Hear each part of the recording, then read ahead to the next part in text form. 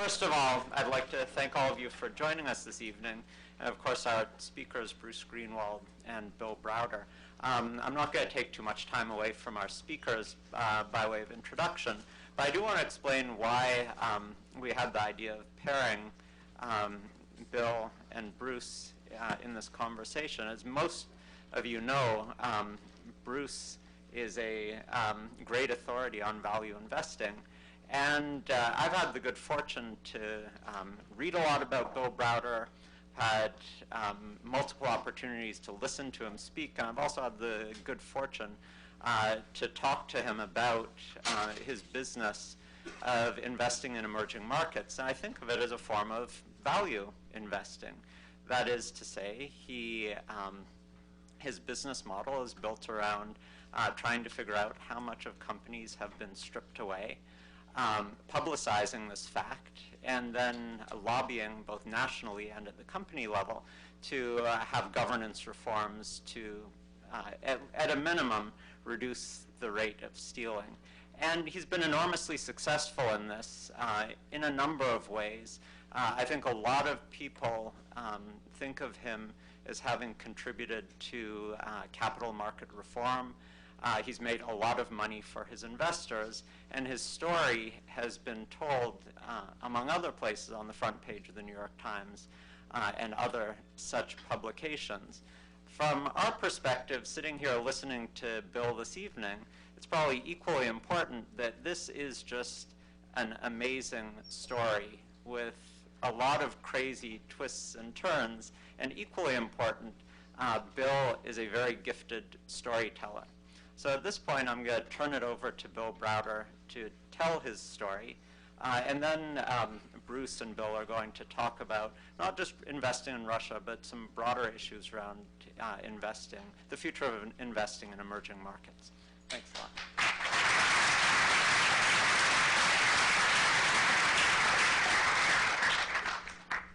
Well, Ray, thank you very much for inviting me here. And thank you all for coming on election evening. This is, I'm very flattered that I could disrupt the democratic process in America and to tell my story. My story is a fascinating story, and I'm not being immodest, and it's a pretty horrifying story as well. I will fascinate you and then horrify you, and so be prepared for the horrifying part at the end. I sat in these same seats, not in this business school. I was at Stanford Business School almost 21 years ago. And I can remember sitting in these seats, and one of the main concerns I had as an MBA student was, what was I going to do with my life?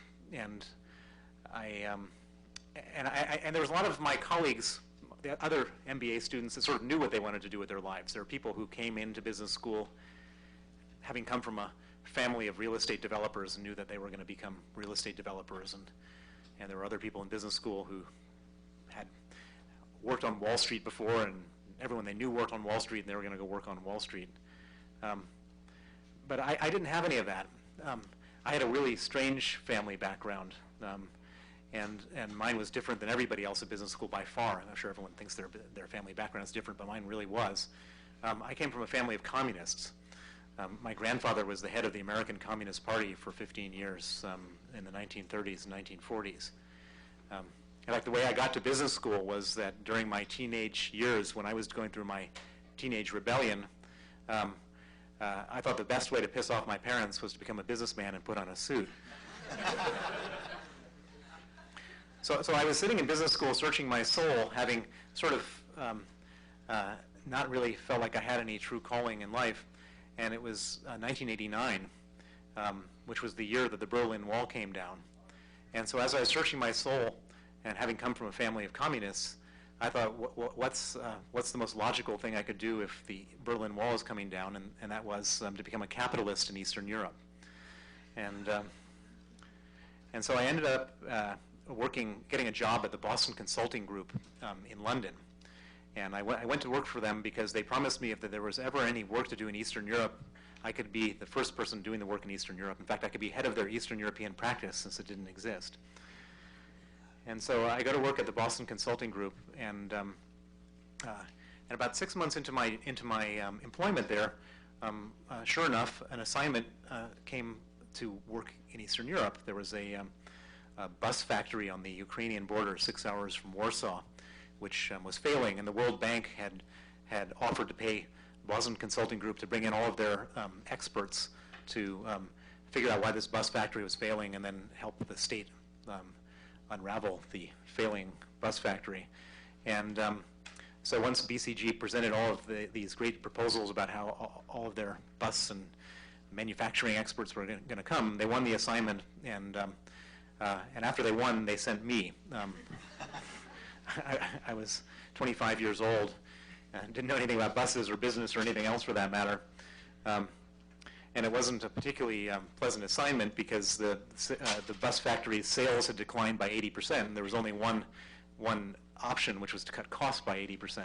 But while I was sitting in this little town in Poland, I noticed one day that the interpreter who was shadowing me as I went around the factory was carrying a newspaper with a bunch of financial statements in the middle of it. And I asked him, what's in that newspaper? What are all those financial statements? Because it just seemed a little odd.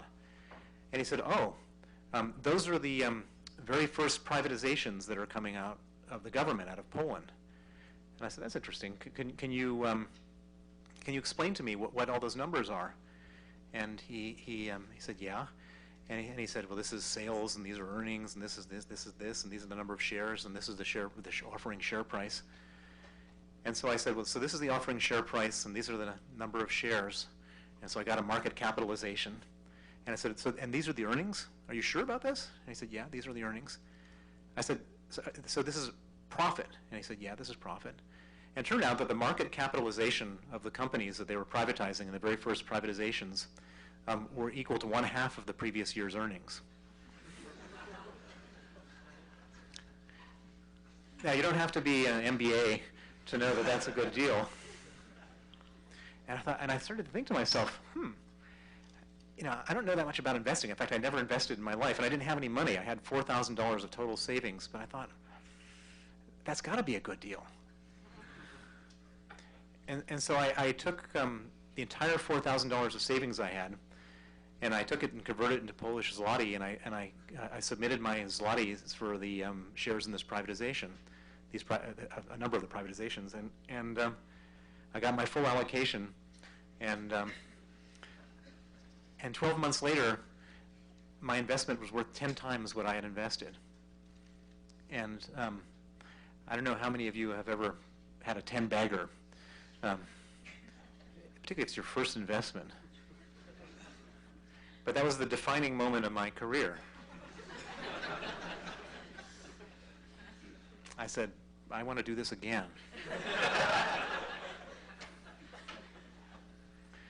And so I set out to find a way where I could do it again, and certainly wasn't going to be in management consulting. And so then I find a job at Salomon Brothers in their Eastern European investment banking team.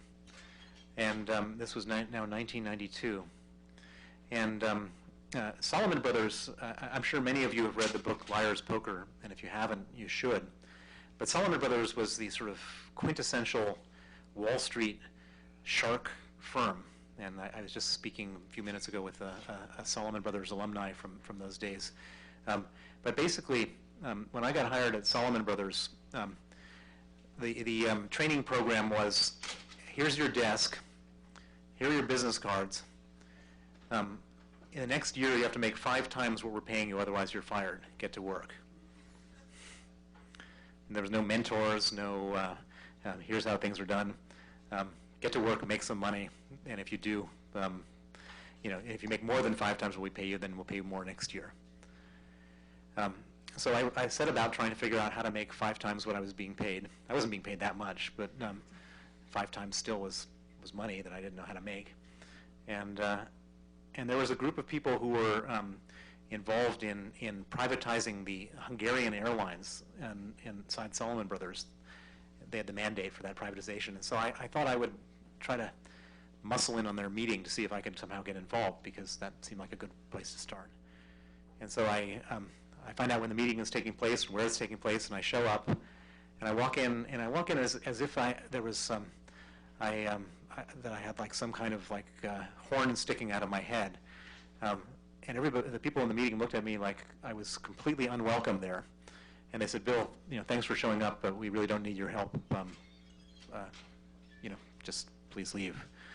And then I figured out that they didn't want to share the 5 times with me because they had their own 5 times problem. Then I heard that there was a meeting of the a bunch of bankers working on the Polish telecom privatization, and so I thought maybe give that a try. Maybe it's the guys doing the Hungarian stuff aren't so friendly, but the Polish people will be a little nicer. And I show up at the Polish telecom privatization, and they didn't even, they were far ruder than the Hungarian ones. And they said, don't even think about flying over Poland. You're not welcome here. We don't need you. And I realized that I wasn't going to be able to get involved in anything that anyone had any economic interest in because they didn't want to share their 5 times with me. And so I looked around and I realized that nobody was doing anything in Russia. And so one day I declared myself the investment banker in charge of Russia to see if there's any reaction. Nobody said a word. Not a word. So I was the investment banker in charge of Russia. The only problem was there was no investment banking work to do in Russia.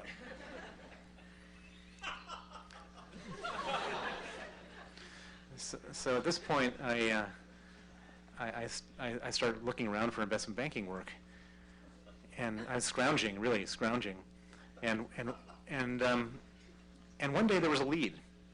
There was a fishing fleet that had hired Cleary Gottlieb as their lawyer because they were suing somebody over some stolen fish, and somehow Cleary Gottlieb had suggested to them to hire an investment bank to advise them on their privatization program, which was happening back then. And so they sort of ignorantly agreed and put out a request for proposal. And I got the request for proposal, and I went up to the library of Solomon Brothers, and I realized that like 25 years earlier, they had done a bunch of fishing deals.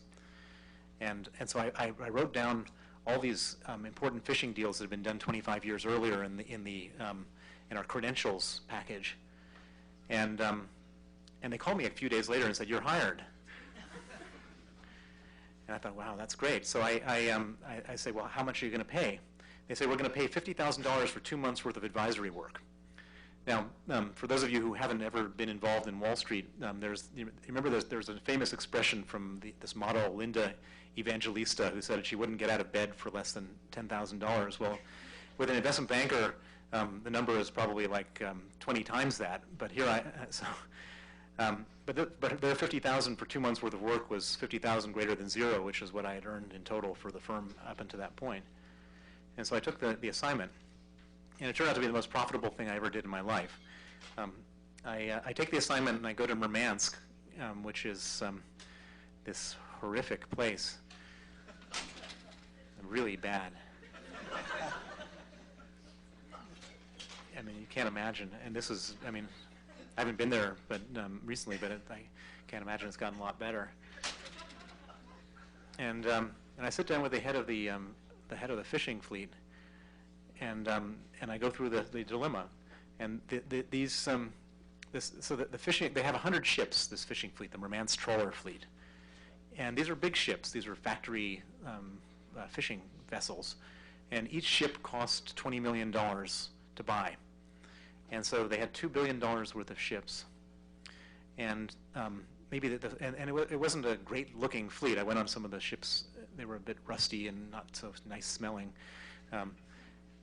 Maybe half depreciated. So they had $1 billion worth of ships at the market value. And the management had hired me to figure out whether they should exercise their legitimate right under the privatization program to buy 51% of this fleet for $2.5 million.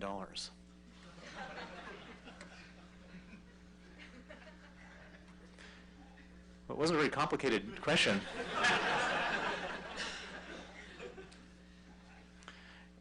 And I thought to myself, my God, if this is what's going on here, I wonder if this is an anomaly or whether, I should be investing in this stuff. And so I, instead of flying back to London, I get a flight to Moscow. And I didn't speak a word of Russian. And I get out an English language yellow page directory. And I start circling the names of people who might be able to explain to me what's going on with the privatization program.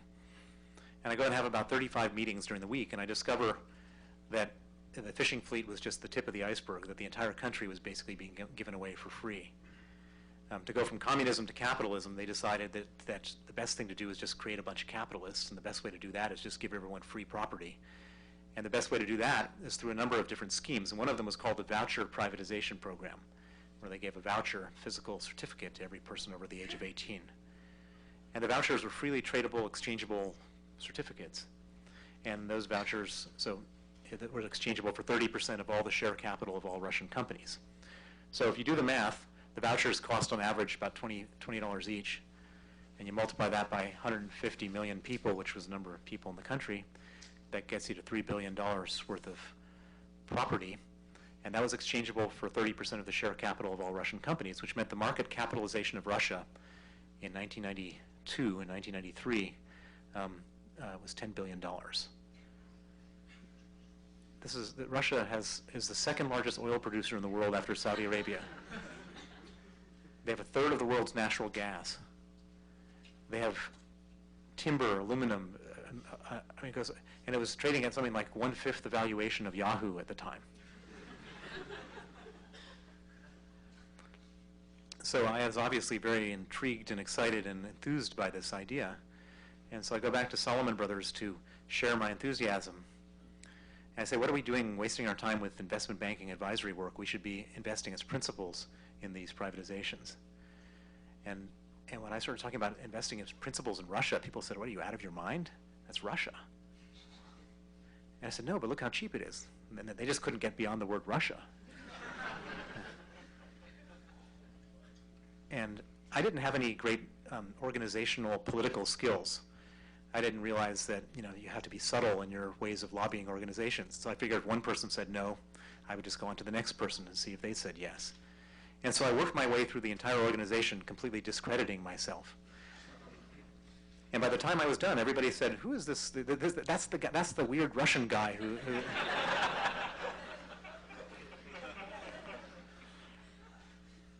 And the guys my age stopped inviting me around for lunch because they didn't want to ruin their careers by being associated with me. And the management were getting pissed off because I had not been earning this 5 times that I was supposed to be earning. And I was on the verge of being fired when I got a call from a very senior guy in the New York office of Salomon Brothers, whose job it was to invest the firm's own capital in strange emerging market situations. And he called me up and he said, "Bill, I understand that you're having a few career difficulties, but you might have something interesting to say about Russia. Why don't you come to New York and tell me what you know about Russia?" And so I spent 2 days preparing what I considered to be sort of the presentation that was going to save my career. And I put together a very compelling PowerPoint presentation. And I get on a plane to New York and I go and meet this man. And I start making my presentation. And I get about halfway through the presentation, and without any feedback, positive or negative, he steps up and leaves the room. And I thought to myself, God, what did I do wrong here? This was my career-saving presentation, and I think I've not saved my career.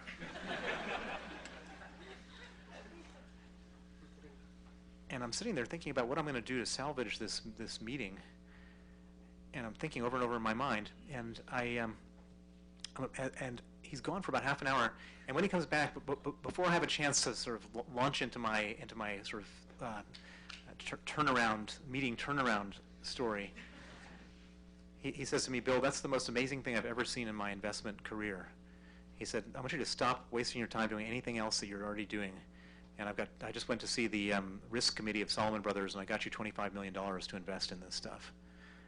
Let's get to work." And that was the beginning of my career investing in Russia. We put the money to work in December of 1993, and by July of 1994, The Economist magazine picked up on the same math that I just took you through and wrote a story called Sale of the Century. And after that, a bunch of people were alerted to the fact that this stuff was cheap. A few people started to invest in Russian stocks, and the value of our portfolio went up 5 times. My portfolio went from 25 million to 125 million. And this was back in the time when $100 million was real money. And all of a sudden, the guys who had stopped coming around my desk for lunch were hanging around my desk early in the morning waiting for their tips on how to get rich in Russia. And something very important happened to me then, which was the senior salespeople who covered the most important clients of on Wall Street for Salomon Brothers started coming around and asking me if I would meet their clients to explain to them what I was doing in Russia.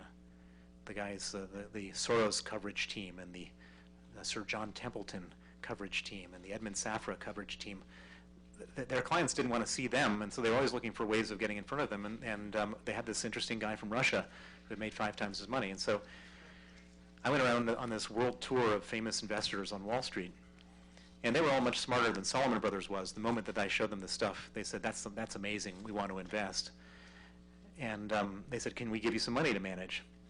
And I said, maybe, I don't know, we don't manage other people's money, but let me go back and ask the bosses. So I get back to Salomon and I go to the bosses and I say, we want to manage all these. I went and I met Soros and he wants to give money and others do too. And I think we have a possibility of building a business here. And one of the big bosses said, that's an excellent idea. Let's form a task force to study it. So I show up on my first task force meeting and there was like 40 people present. Like 30 of them I'd never seen before in my life. I didn't know their names. And apparently they were like senior managing directors and junior managing directors and senior directors and directors and me. And I was way below that on the totem pole. And we got into this meeting and they started discussing this important business that was going to be launched. And halfway through the meeting, a big argument broke out about who is going to get the economic credit for the business. And all these big heavyweights, very impressive people with very deep voices and important positions started throwing their weight around.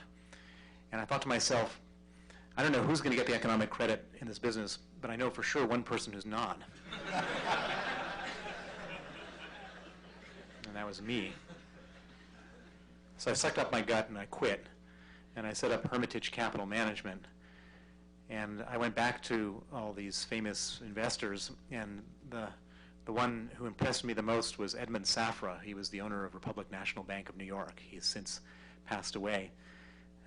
But he put up my first $25 million, and I took his money, and we became partners, and I moved to Moscow.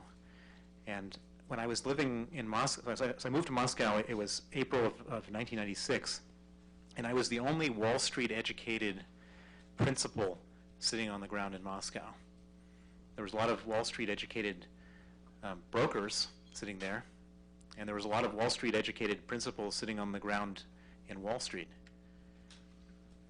And so the principals on Wall Street had to entirely rely on the brokers in Moscow for their research. And so the brokers could pretty much define which stocks were valuable and which ones weren't by writing a research report, because a guy on Wall Street couldn't buy a stock if there was no research report written. And so the stocks with research reports traded at 10 times the value of stocks without research reports. But I thought to myself, well, I don't have to rely on their research. I'm sitting on the ground. If one oil company trades at 1/10 the value of that other oil company, and I can go visit that oil company and see that their management is just as surly as the other one, and their oil derricks are rusting in the same way, and they have the same cost structure and the same nastiness and everything, why not buy the one at 1/10 the valuation? And so I did that. I filled my portfolio with companies that were exactly comparable to the ones with research, but trading at 1/10 the value. But then I did something to help the process along a little bit, which was I wrote some of the stuff down that I learned in my meetings, and I shared it with all those famous guys on Wall Street that I met. And so they were thinking, well, why should we buy this stuff from the brokers if this stuff is so much cheaper? And so they started buying it, and pretty soon the first month of my fund was up 40%. Next month, it was up 35%. By the end of the first year, I was up to 150 million of assets under management, up 175%. Second year, 1997, I was up 228%. I was the best performing fund in the world in 1997. I had more than $1 billion under management. The New York Times featured me on their front page, Business Week, Financial Times. I was very, very clever. My clients were inviting me to their yachts and celebrating their acquaintance with me.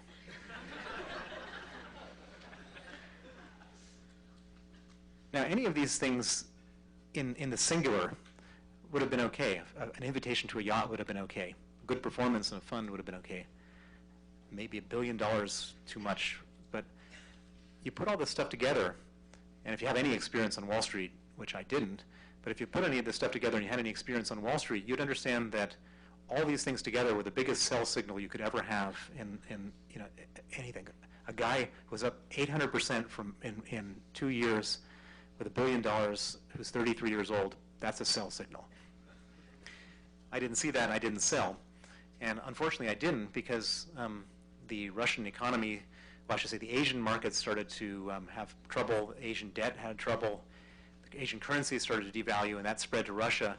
And in 1998, Russia defaulted, devalued, and my portfolio went down 90%. I lost $900 million.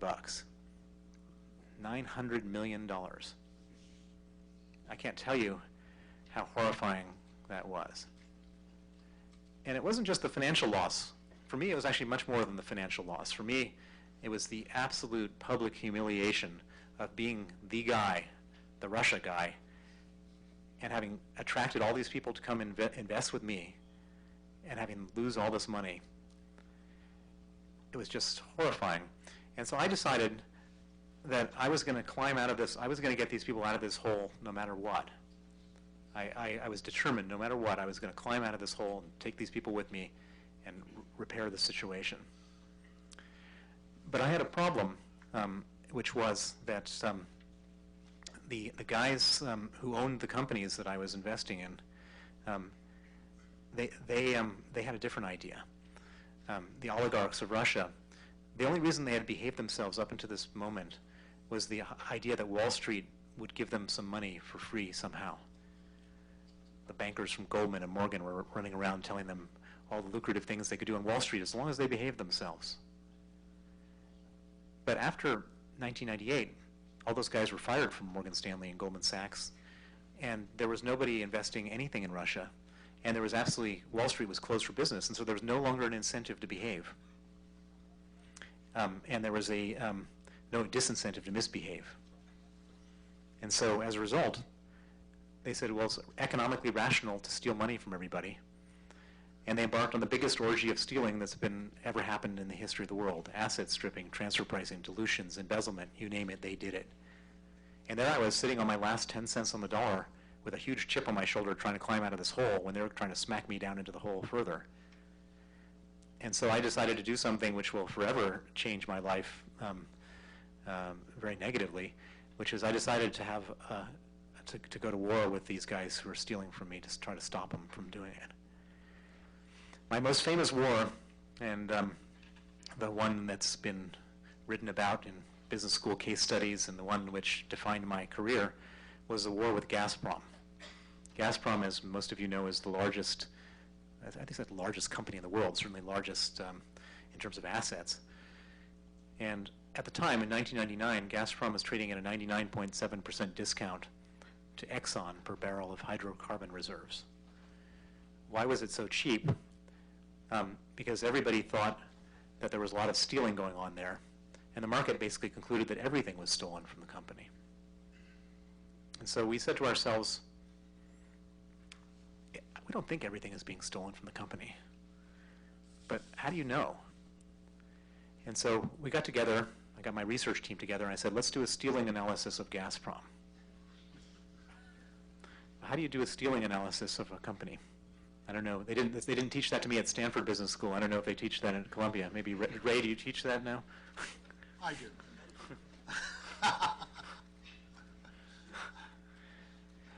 Well, I'll tell you how. Tell you how to do it too. Huh? We teach about Gazprom. You teach my case?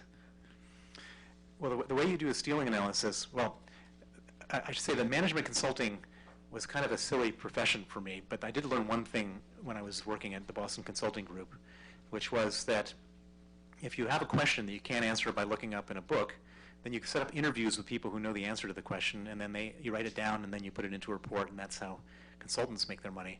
And so I thought, why not give that a try in my stealing analysis?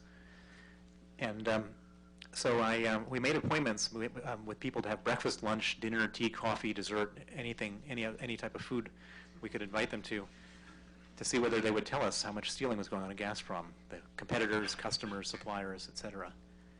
And a lot of people accepted our invitations, and we went to these meetings, and people started spilling their guts to us. It turns out that everyone was so angry for not being included in the theft. They sure didn't want these other guys to get the money.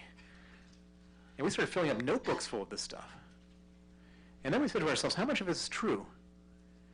And we discovered something truly remarkable about Russia. Because Russia is the most bureaucratic country in the world, every bit of information about everything is kept in some ministry. I mean, the information is just, people say it's an opaque country. It's not. It's the most transparent country in the world. There's just so much information there. It's just a question of knowing where to go and get it. And so I had a guy working for me who became a specialist in going to get the information.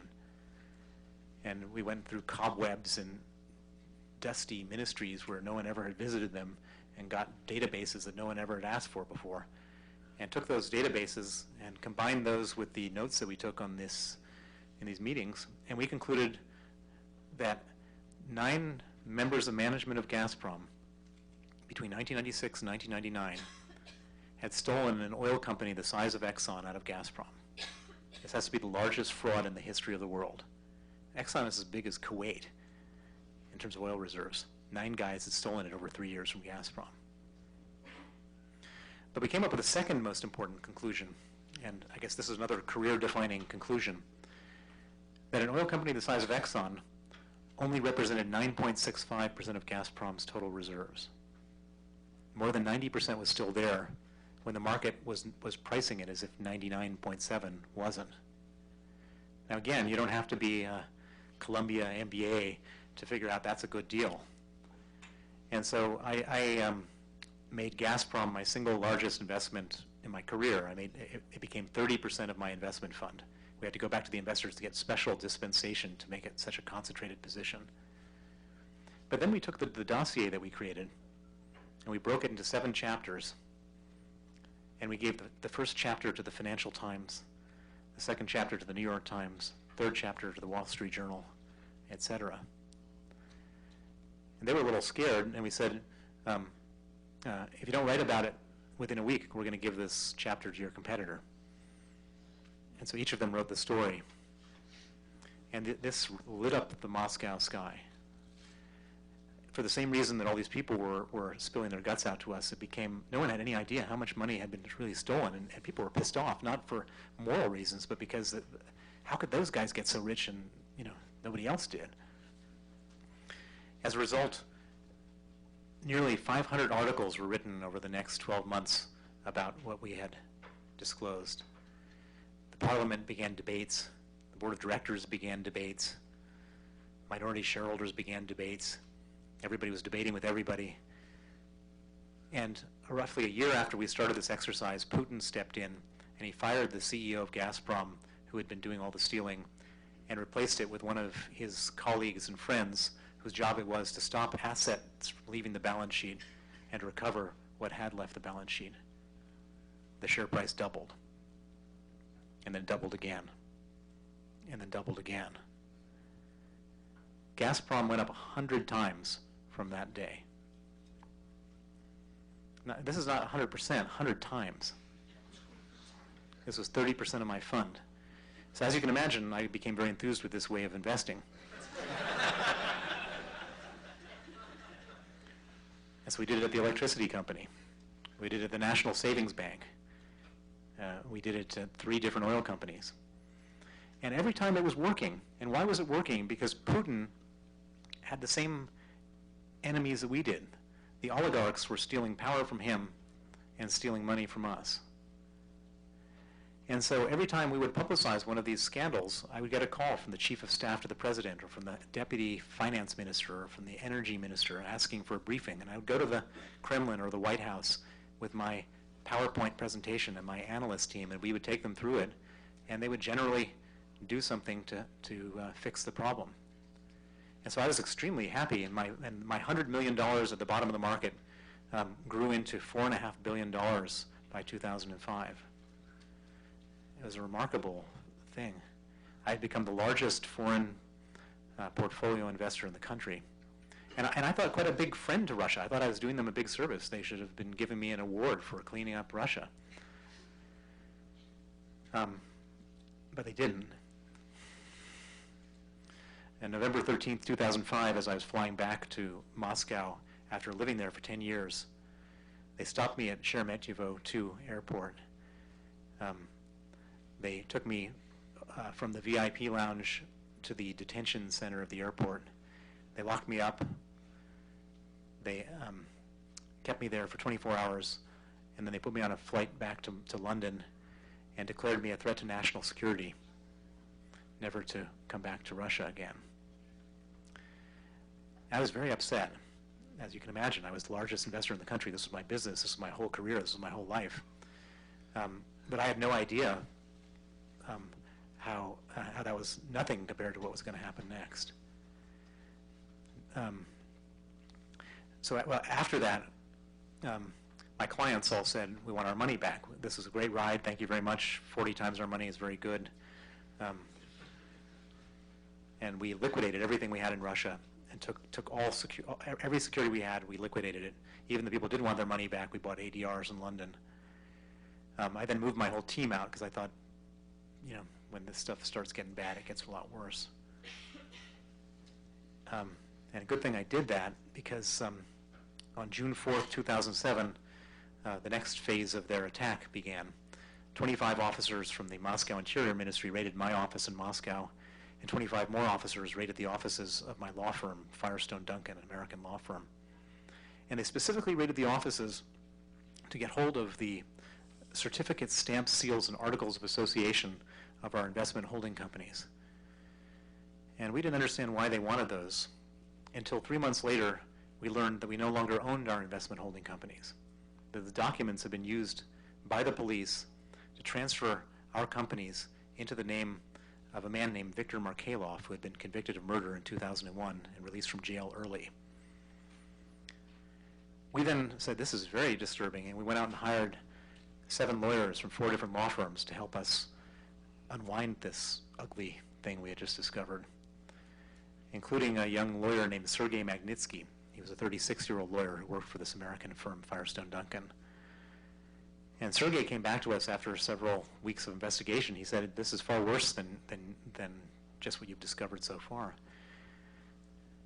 Sergei said, it wasn't just the companies that had been re-registered, but the documents that had been seized had been used to fraudulently create $1 billion of fake contracts that your companies owed to 3 newly formed shell companies. And then those contracts were taken to court. The shell companies sued our companies based on unpaid $1 billion of liabilities. They sent lawyers that they hired, the bad guys, without our knowledge, to defend our companies. But they didn't defend our companies, they pled guilty. And in 5-minute hearings, the court awarded $1 billion of judgments against our 3 Russian holding companies. At that point, the police then started to go around all of our banks searching for our assets to seize them. And it was just very, very, very fortunate that all my clients redeemed and we took our money out of the country, because otherwise they would have taken it on the basis of these fake court judgments. But that wasn't the end of it. Sergei kept on investigating, and he said, if you think this is bad, wait till you hear what I've got for you next. He said, after not getting any money from the banks, the guys who stole your companies went to the tax authorities, and they took the liabilities that they created in court, and they said the $1 billion that these companies had earned and the $230 million that of taxes paid in 2006, it was all a big mistake.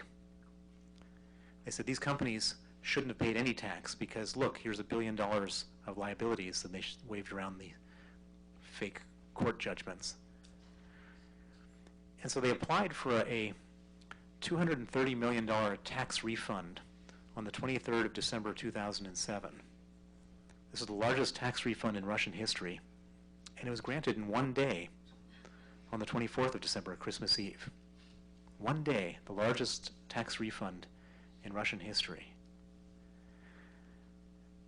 Well, at this point, this was quite a grave situation. And they didn't steal any money from us. They stole money from themselves. It's just remarkable. And so Sergei helped us prepare criminal complaints. And we filed these complaints with every law enforcement agency in Russia. And one would have expected, after filing complaints about the theft of nearly $250 million by Russian officials from the Russian state, that there would be SWAT teams and helicopters and, major law enforcement action immediately. Well, there was SWAT teams, but they weren't dedicated towards the people who had stolen the money. The police opened up criminal cases against every single one of the lawyers from 4 different law firms, all 7 of our lawyers from 4 different law firms, who helped us investigate and uncover and expose the fraud. And so I called up every one of our lawyers and I said, this is really ugly, and I'm sure it's going to get uglier. It's time to pack your bags and get out of the country. I said, come to London, we'll take care of you. And these were people in their 40s and 50s that were specialists in like arcane types of Russian law. Some of them didn't even speak any English, and I was telling them they had 15 minutes to pack their bags. It wasn't an easy conversation. But 6 of the 7 said yes. The one person who said no was Sergei Magnitsky. Sergei, he came from a different generation. He was 36 years old. He came from this young generation of hope and optimism that came from Russia democratizing and ending communism. And he didn't want to leave. He said, I've not done anything wrong. I know the law backwards and forwards. I'm not going to leave. And he stayed. And moreover, he said, I'm a patriot, and these people have stolen $230 million from my country, and I'm going to testify against them. And he did. He testified on October 8th, 2008, against the police officers who raided the office. And on November 24th, 2008, not the same officers, but 3 officers who reported to one of the people he testified against came to his house at 8 in the morning and arrested him and put him in pretrial detention. And they started to torture him to get him to withdraw his testimony. They put him in a cell with 8 inmates and 4 beds and kept the lights on continuously in order to sleep deprive him and them. After they loosened him up then, they came to him and said, okay, why don't you withdraw your testimony and sign the following confession saying that you committed a number of tax crimes, that Bill Browder committed these tax crimes, and that you guys were both responsible for the $230 million stolen from the budget. Sergei said, you're out of your mind. I'm not going to do that.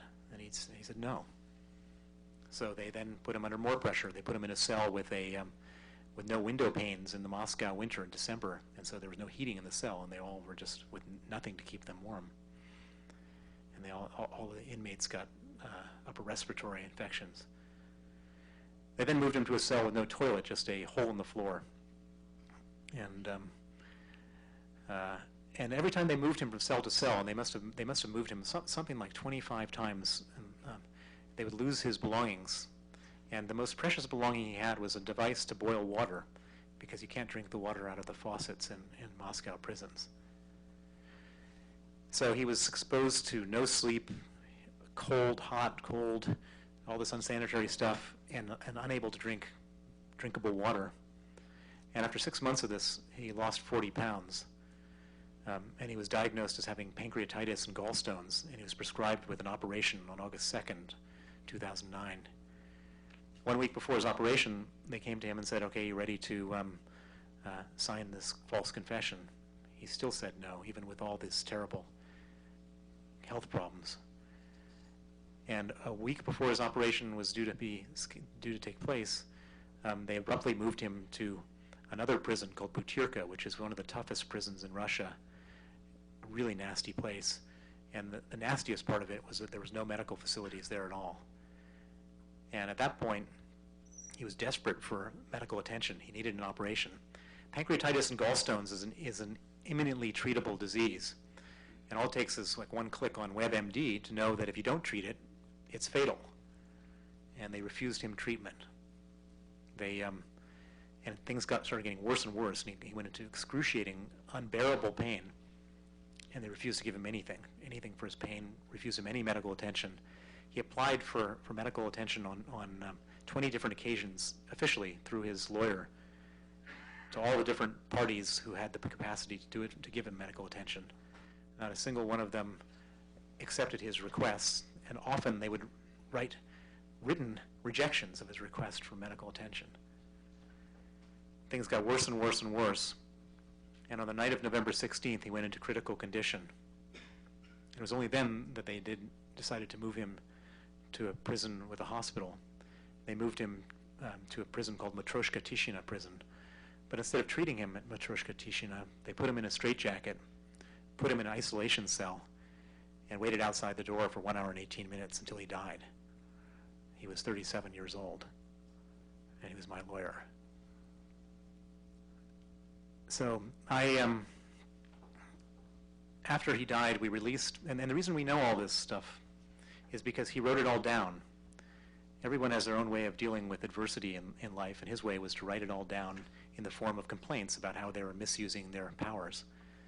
And he wrote it all down, and every time he filed a complaint, they ignored it, but we got a copy of it. And there are 450 complaints in his 358 days in detention, and this forms the basis of essentially a modern-day Gulag archipelago. And we released one of the complaints that he wrote, which is a 40-page document to the General Prosecutor of Russia. We released it along with a press release announcing his death.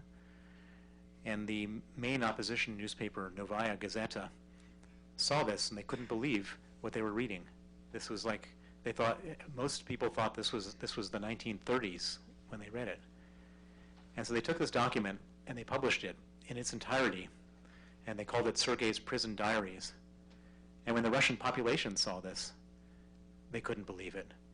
And even though it was not politically correct to speak out against the government, everybody started to, because this was something outrageous. And more outrageous for everybody was the fact that Sergei wasn't an oligarch. He wasn't a human rights activist. He wasn't even, he was just a tax lawyer working for the wrong client who did the right thing when he was faced with corruption.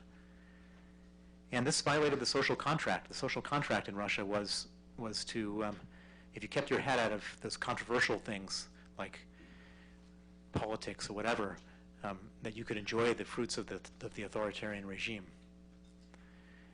And as a result, many, many people said many, many things in the newspapers and on radio and all over the place. And the president of the country was forced to call an investigation into Sergei's death. And by doing so, it actually created even more news about it because the state television then started reporting on it. At this point, Sergei has become an icon for everything that's wrong with Russia. 29% of all Russians have heard the name Sergei Magnitsky now because of all the controversy around his death. But what's most remarkable is even the president calling for an investigation. We're now 1 year after. The anniversary of Sergei's death is the 16th of November. And not a single person has been charged with any crime in relation to this. Not in relation to his torture, not in relation to his death, not in relation to lack of medical care, and not in relation to the fraud, where there's a huge amount of documentary evidence. And what it says to me is that Russia is truly a truly corrupted system right up through the ranks all the way to the top. The fact that the president of the country cannot crack down on this thing is a truly damning statement about what's going on in Russia. Now, I've gone way over time, and we're supposed to have a conversation here, so I'm going to stop right now, and I'd be happy to converse or do whatever you want to do from here. Why don't you have a seat? I think I'd like to organize this in two parts. So I'd like to give you people a chance first to ask Bill about this particular incident.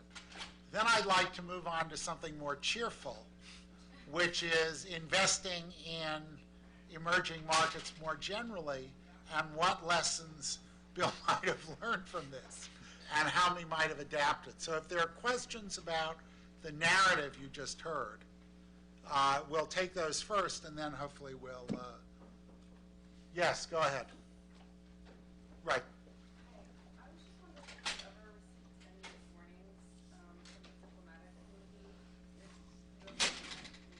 from the intelligence community or State Department? Okay, the question was, were there any warnings from any of the official diplomatic community of what was going to happen? Well, you know, there was an interesting thing going on in Russia, which was everybody said, when they saw me going to war with these oligarchs, they said, this guy's not doing it.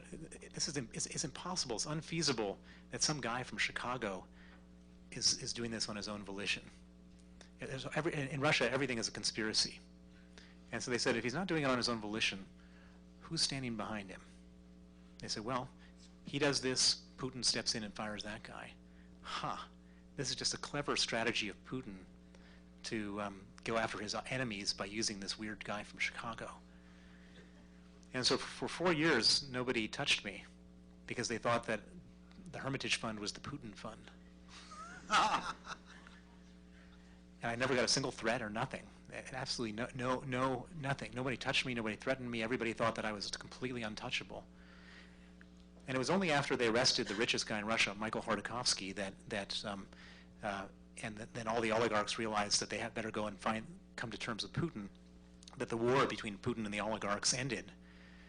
And at that point, I wasn't untouchable, but there was never any warning. It was a complete, utter surprise when the whole thing started going down the tubes. Yes, go ahead. I lived in Russia from 2003 to earlier this year, and I remember back in like 2003 up until 2005 when you got kicked out, you had this reputation of being something of a cheerleader for Putin. You generally approved of his economic policies. You actually, if I remember correctly, you approved of the prosecution of Mikhail Khodorkovsky. I was wondering now, in light of everything that's happened, if you regret that. No, I still love him. No, of course I was a cheerleader. He was cracking down on every bad guy who I was fighting with. How could I not have been a cheerleader? I think that his like, I mean, I think the people who were really honest with themselves would have all said that during his first term in power, he was actually doing stuff that looked like it was reform. And in fact, for what it's worth, Khodorkovsky was one of the biggest oligarchs who I was fighting with in 1999. So that's why I was in favor of that.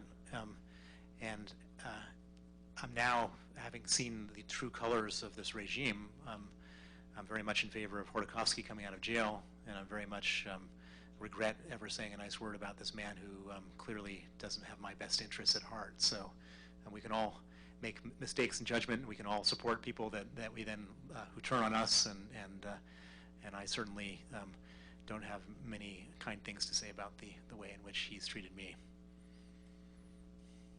Okay, last question on this. Well, okay, let me take one from over there. Go ahead. Mr. Browder, being from the former Soviet Union, Winston Churchill once famously described Russia as a change of power in Russia is like a fight of bulldogs under the rug. You never know anything until the bodies are carried out. In light of Mr. Putin's and Mr. Medvedev's plans for the future, what do you see happening in Russia in the next decade or so? Is there going to be some kind of a semblance of a return to civil society, or is it going to remain chaotic? It's the one thing about Russia is, and if you come from that part of the world, you'll know this more profoundly than anybody, is that it's totally unpredictable, that nobody knows what's going to happen. We really don't know what's going to happen. And whatever the status quo is, and whatever everybody thinks is going to happen, isn't going to happen. So the status quo is that Putin becomes president for the next 12 years because it goes from 4 years to 6 years, or is it 14 years? I can't remember, 6 or 7 years terms. That's the prediction in the status quo. I would argue that it's an untenable regime for one simple reason, because you can't have the kind of criminality that you have in Russia, where essentially 100,000 people are living the dreamiest life you can possibly live, and 141 million people are living in abject, unpleasant, horrible poverty. You just can't have that without an ideology. There was no, in 1937, there was an ideology, which was all these people were fighting, or all these bad people that they were taking away to the camps were against this great experiment of socialism, and so somehow people could somehow justify that in their mind. As Russia does all this nasty stuff now internally with this criminality, there is no ideology, and that's not that's not tenable. And so I would hate to say it, but I think that the most likely outcome is not civil society, but it's some type of really hardcore nationalism which comes in to replace this criminality where there is some ideology. And that's not necessarily a good ideology when it's a hardcore nationalist ideology. All right, go ahead, and then we'll move on to emerging markets. Yeah, I'm really grateful to you for what you've done in this case, that you identify like the list of people who have been involved in this, that you're leading a campaign against them right now to forbid access to U.S., to Europe, to any other countries. But I think the most the best thing that you can do, and I think that's probably what I would do in your place, is try to try not to just to reject access to the country, entry to the country, but to find the assets, because it's pretty well known that these people, they're keeping assets in Switzerland and here in the U.S. So that's probably would be the most. Let me cut you off there. So the question is, what are you doing about it? And there is a suggestion that you do something to go after the assets of the people who did this. So You should hit the wallet, right? don't you worry. Don't you worry. You might want to tell them what you are doing. So basically, I was a simple hedge fund manager before Sergei Magnitsky died. I had a very unidimensional life where I was worrying about what stocks were going to go up, what stocks were going to go down, and what investors were going to invest with me. That was my life. It's a very simple calculation. It was a very satisfying and interesting life. And then they killed my lawyer, and they killed him as my proxy, and they killed him for defending me. And that changed my life. And I still run my fund, and I still worry about what stocks are going to go down and up and all that kind of stuff. But I also spend a lot of my day thinking about how I'm going to make sure that Sergei Magnitsky didn't die in vain, that the people who did this to him, every single one of them, regrets having done it for the rest of their lives, and that we make sure that we're going to get justice for Sergei Magnitsky. And I've done a lot of things in that regard. I just came from Washington yesterday, where we put in place a law which has been proposed by Senator Benjamin Cardin of Maryland on the Democratic side and Senator John McCain from Arizona on the Republican side, to ban any official who played any role in the fraud, false arrest, torture, and death of Sergei Magnitsky for life coming into America, along with all of their family members, and to freeze their assets if they come into the country.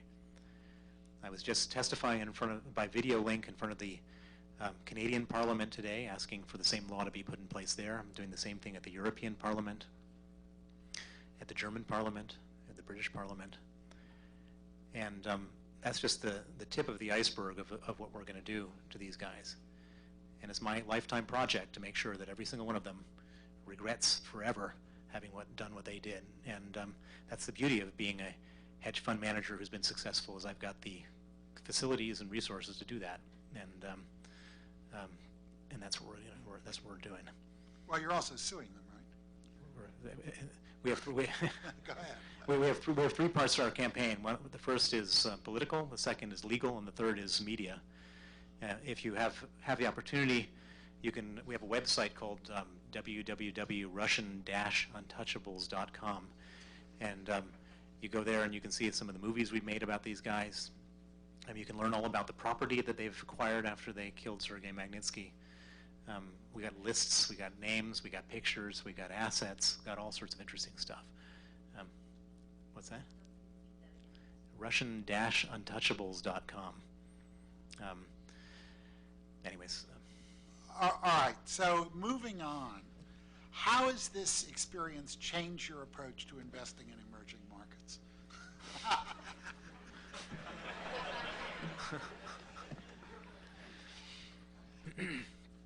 Well, I think there's one very profound message from this whole thing, which is that if a country doesn't have, a lot of people think that democracy, well, that's kind of interesting and cool, but who cares if the economic growth is good and the businesses are growing?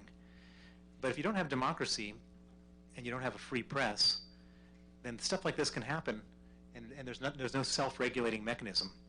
And I guess one of the things that I've learned from this experience is that there's a huge economic value to all this fuzzy stuff that one doesn't think about that much as an investor. People talk about investing in China as if it's all great, but the fact that there's not a free press and the fact that there's no democracy there, makes either the situations have to be that much more attractive than a comparable situation in another country, or it should be at a discount to justify that type of thing. And I would say that's probably the single biggest lesson that I've learned, is that all the things that we undervalue the things that make America and a number of other democratic countries great, and we shouldn't, because that plays a real role in valuation and what something's worth. What about the prior strategy that you had of doing one country at a time? Have you rethought that? Yeah. After dealing with one country and all the all the terrible things that happen in a country, and even before all the terrible stuff happened in Russia, every time there was like a major political hiccup, my whole life was on hold, and everyone was calling up, and my economic, my entire net worth was at risk, and it's kind of tiring. And so I'm now in like 25 different countries, and thank you very much. I'll take the diversification, and even if it's harder work figuring it all out. And are there costs to doing that? Well, surely.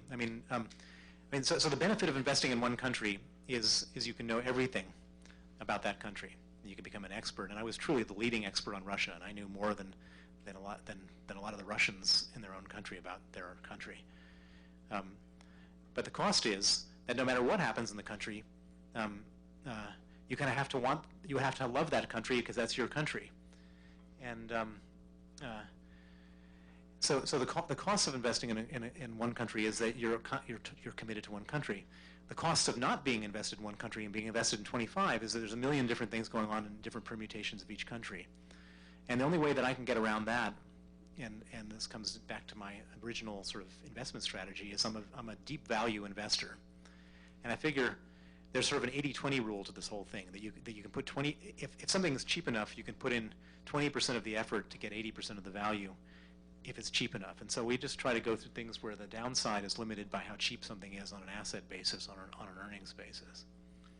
And do you have difficulty measuring that in different countries, or is the accounting more or less comparable across countries? No.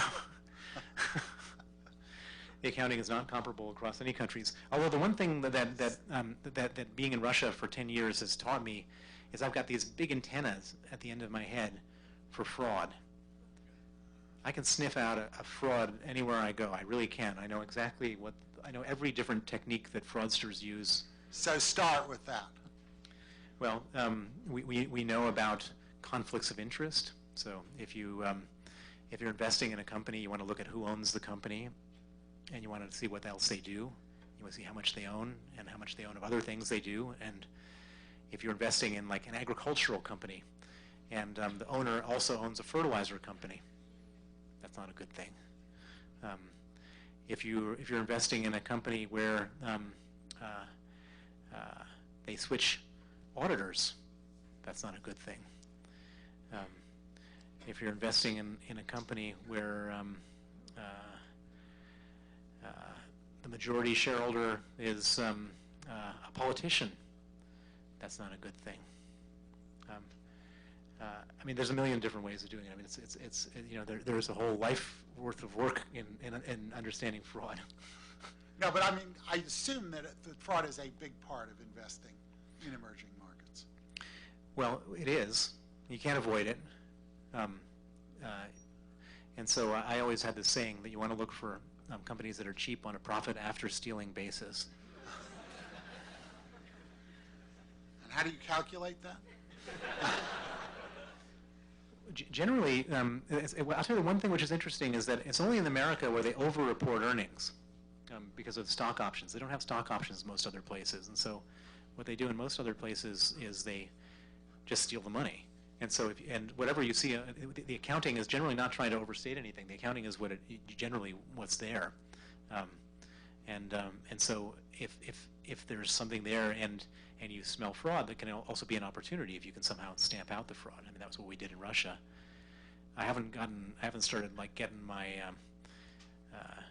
taking out my toolkit on other countries because I'm still involved. I'm using my activism to fight for Sergei Magnitsky right now. But once we get around to it, after we've accomplished some tangible goals in the Magnitsky case, then we'll probably show a few guys, how to stop stealing.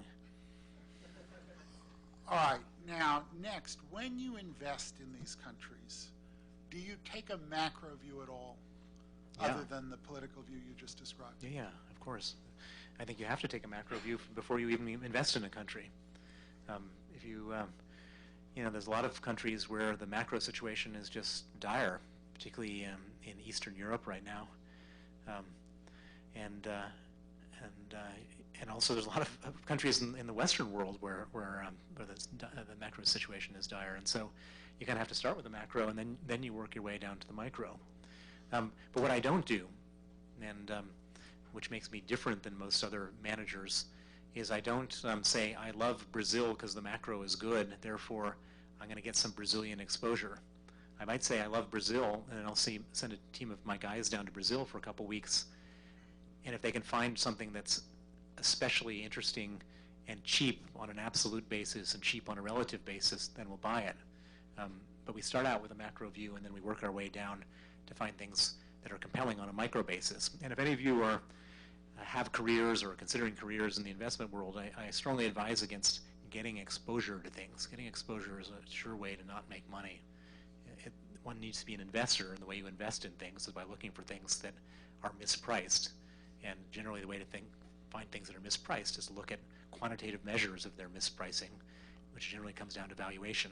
And if you look back into history and look at what techniques make money, value investing like trumps everything. It does.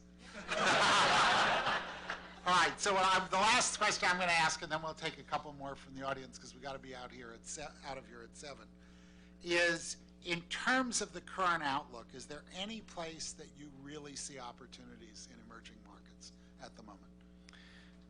Well, I think the entire space of emerging markets is a bubble that's about to be inflated because of all the money that's being printed in the developed world. I don't think the emerging markets are attractive on a valuation basis today on average. There are attractive situations in emerging markets.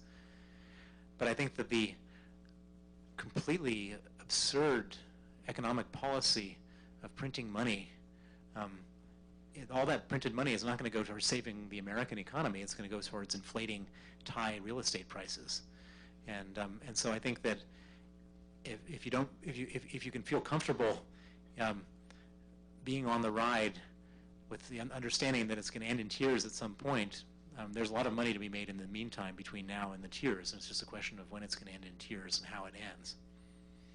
Okay, I just want to do one caution, which is the safe sex version of this. Everybody who tries to do what Bill just describes gets the tears, not the money. I know of nobody who's gotten out ahead of time, including our friend when he was investing in Russia the first time. All right, are there any other questions about emerging market investing generally then? Go ahead. Well, first of all, thank you very much for a very interesting presentation. I worked with Firestone and spent a lot of time in Russia, so I know exactly the context. So once again, my deepest regrets to Sergei's family and my deepest admiration to you for doing what you're doing. Two questions. How did you communicate your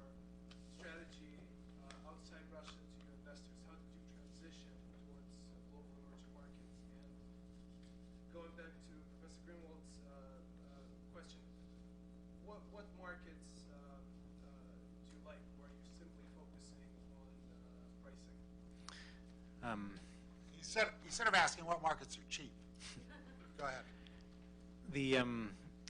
The way that I transitioned was that like I went to London. I got kicked out. I brought my team to London, and everyone redeemed from my Russian fund. And so I went back and I said, well, listen, we've done some brainstorming and we decided we're going to try out our Russian strategy and the rest of the world. And some people made 40 times their money with me, and so they said, okay, we'll give it a try.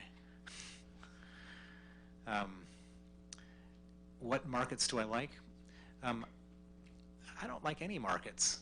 I think that actually I like companies in certain markets. I like the macroeconomics of certain markets, but I wouldn't say that there's any. It's not like when I found Russia and it was trading at such a deep discount, I could say anything in Russia really made sense. I have half our money is in Asia because those places are growing, and if you can find cheap things in markets that are growing with good economics and currencies that are bound to appreciate, that makes sense. But I feel very uncomfortable as a general rule, and I think that there's too much money chasing too few goods, and many things are priced for perfection, and so it's a harder task to find things that really make sense out there. There's no generalizations. Isn't your investor base very geographically biased, though? My investor base, or my investors in long, short emerging markets, aren't they geographically biased, normally looking for exposure to regions, specialization in particular region? No, people are happy to just be in emerging markets, with me anyways. All right, last question. Go ahead. What practical skills should we as MBA students be looking to develop to work in this kind of environment where you don't have to form structures that are nice and pretty and all the T's are crossed and I's are dotted? Good knife handling skills.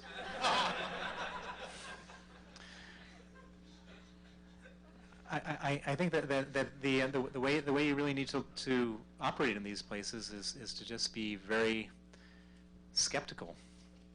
If you go in as a trusting person, and your trust will be abused, and so you have to be skeptical. Doesn't mean you have to be cynical. You can just be skeptical, and look for objective, fact-based analysis, which helps you determine whether people are lying or telling the truth. Can I leave him with one thought that you should never forget about investing?